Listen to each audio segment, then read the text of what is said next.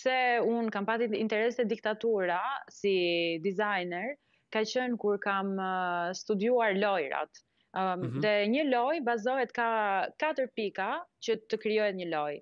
E para është qëllimi, për të pat një loj duhet të jetë një qëllim që ti duhet të bësh këtë, për këtë janë loj. E dyta janë rregullat, që mund të bësh këtë, mund të mos bësh atë. E treta është feedbacku, që të tregon domethënë sa afër apo sa larg je për të arritur qëllimin. Dhe e katërta është voluntary participation.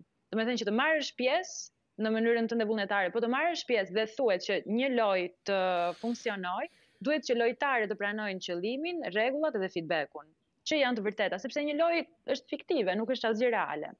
Po. Dhe domethënë këtë ti e sheh në çdo lojë që ne luajmë, këto 4 pika.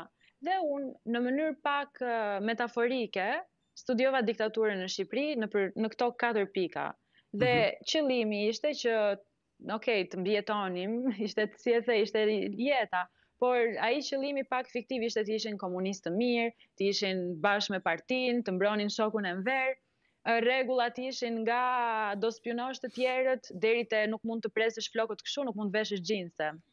Feedbacku ishte e kupton, po të mos bëje këtë, shkoje në burg, nuk ishe komunist, dhe ajo pika, domethënë, që është e gjitha metaforike, ishte voluntary participation, që diktatura në Shqipëri ekzistonte vetëm sepse njerëzit e pranonin, vetëm sepse ishin spionët që spiononin, dhe në momentin që studentët dolën në protestë, në momentin që të gjithë thanë jo më, diktatura ra. Njësoj si një lojë, nëse ne 3 lojtar nuk i pranojmë, loja nuk ekziston. Dhe kjo është pak një ide libertarian, që është politika liberale, që është, me thënë, forca e individit, dhe liria e individit ajo që bazohen sistemet politike. Dhe për mua si designer ishte, edhe pse përsëris shumë herë këtë si designer, sepse nuk dua të them për ata që dëgjojnë podcastin dhe kanë studiuar politik apo studiojnë ekonomi, e shikojnë ndryshe, dhe për mua është pak një pikpamje një artisti, le të themi, që e sheh në mënyrë tjetër. Pse e bëra gjithën këtë është për të kuptuar që në bazë të gjitha sistemeve që ne krijojmë është individi.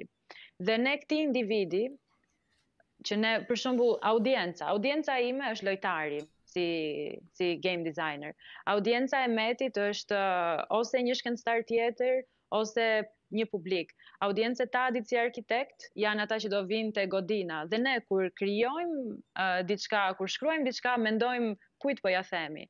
Dhe për mua, sepse dizajneri është një communicator, unë komunikoj një informacion, unë interpretoj një informacion, ishte të kuptoja çfarë historisht dua të them dhe nuk dua të krijojmë eksperienca që janë opresive, eksperienca që janë absolute, po si mund të krijoj eksperienca që do e fuqizojnë audiencën, që do i tregojmë pikërisht këtë, që historitë nuk janë absolute, janë interpretime, janë disa perspektiva.